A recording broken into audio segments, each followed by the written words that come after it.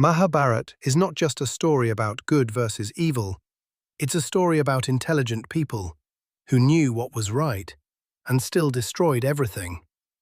We grew up hearing, "Be like the Pandavas, don't be like the Kauravas." But what if I told you, the real lessons of Mahabharat are not about who was good or bad, they're about human weakness. And if you understand these 5 lessons, you'll start seeing your own life very differently.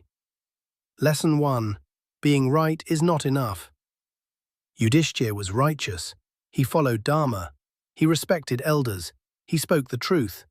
And yet, he gambled away his kingdom, his brothers, his wife. Why? Because being morally right does not mean being emotionally strong. Many of us are like Yudhishthira. We know what's right. We know what we shouldn't tolerate. We know when something feels wrong. But in moments of pressure, ego, or social expectation, we make one decision that costs everything. Mahabharat teaches this brutally. Character without self-control is fragile. Dharma without discipline collapses. Lesson 2. Silence is also a crime. Everyone blames Duryodhana, but what about Bhishma, Dronacharya, Kripacharya? They were wise. They knew Draupadi's humiliation was wrong, yet they stayed silent. Mahabharat doesn't just punish villains, it punishes passive spectators. In real life, most destruction doesn't happen because of evil people. It happens because good people stay quiet. You don't have to be Duryodhana to be part of the problem. Sometimes not speaking up is choosing a side. Lesson 3. Attachment can destroy intelligence. Dhritarashtra was not stupid. He was blinded by attachment. He knew Duryodhana was wrong. He knew the war would destroy everything, but he loved his son too much to stop him. And that's the scariest part of Mahabharat. Love without boundaries becomes destruction. In modern life, this looks like parents defending toxic children, people staying in harmful relationships, leaders protecting the wrong people. Attachment clouds judgment, and Mahabharat shows us the cost of that blindness. Lesson 4.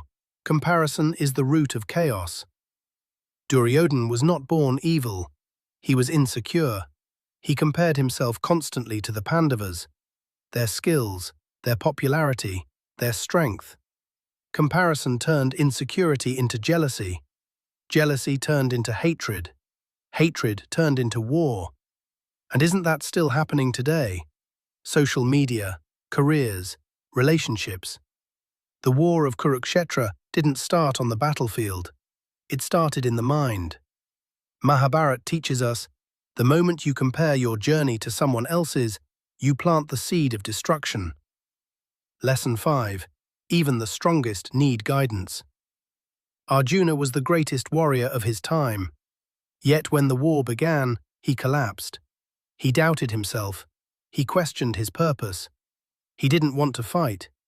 Strength does not mean absence of confusion. And this is where Krishna enters, not as a magician, but as a guide. Krishna didn't remove Arjuna's problems. He changed his perspective. That's powerful. In life, you don't need someone to fight for you. You need someone who can shift your mindset. Sometimes that guide is a mentor, sometimes a book, sometimes a hard truth, and sometimes it's your own inner voice. Mahabharat is not ancient mythology, it's a psychological blueprint. It shows us righteous people can fail, silence can destroy, attachment can blind, comparison can ignite war, and even the strongest need guidance. This epic is not about gods and demons, it's about us.